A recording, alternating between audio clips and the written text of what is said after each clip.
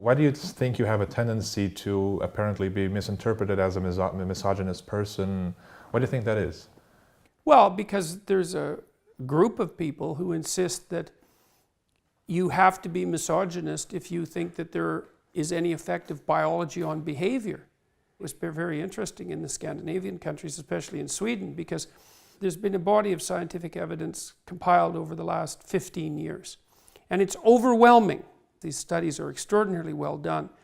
And they're also done by people who aren't politically biased in the direction of the studies.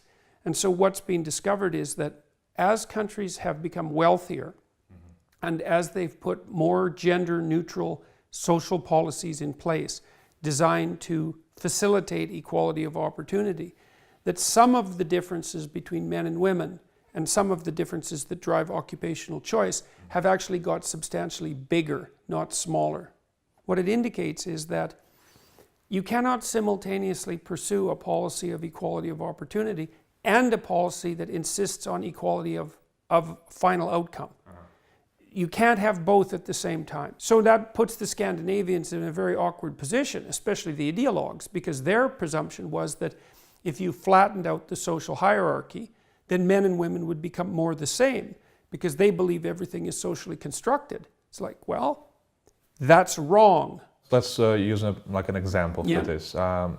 What do you feel about when you set quotas for female and male in companies or in public institutions, governments? No. Quality of outcome policies are destined to fail for all sorts of reasons. First of all, they put the cart before the horse. They assume that if there's differences in outcome, that's evidence that there's prejudice, that only prejudice is driving the difference. And it's simply not true. The second problem is, you're going to do that across all classes of occupations? Yeah, yes. And or are we going to just do that on corporate boards?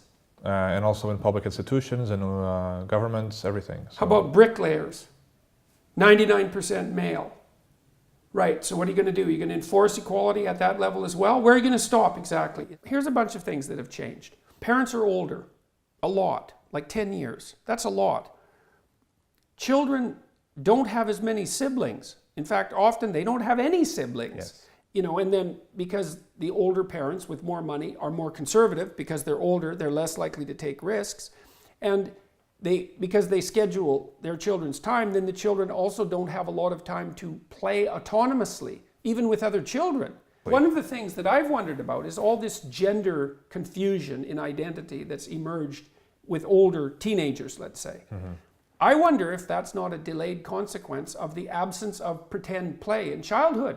Because one of the things that children do when they're very young is dress up. They play out different roles, including different gender roles. And they need to do that play isn't optional. The children need to do that in order to mature properly. Yes, yes. And so then the question is, well, what happens if they're deprived of pretend play? We have this strange idea in the West that's very immature, that marriage is fundamentally about the happiness of the couple. It's like, no, it's not. It's about the stability of the familial structure for children. That's the fundamental issue. And if you can derive some happiness, well, good for you. Go right ahead.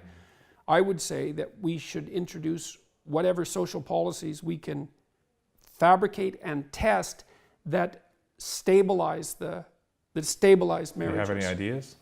We want to design a psychological intervention for couples. Say, okay, well, you're getting married. All right, well, here's what you're going to have to negotiate. It's like, well, what's your sexual agreement? Who's going to buy the groceries? Who's going to cook dinner? Who's going to set the table? Who's going to clean up the dishes? Who's going to clean out the toilet? It's like all of these things have to be negotiated. And we don't do a very good, we've blown apart the sex rules.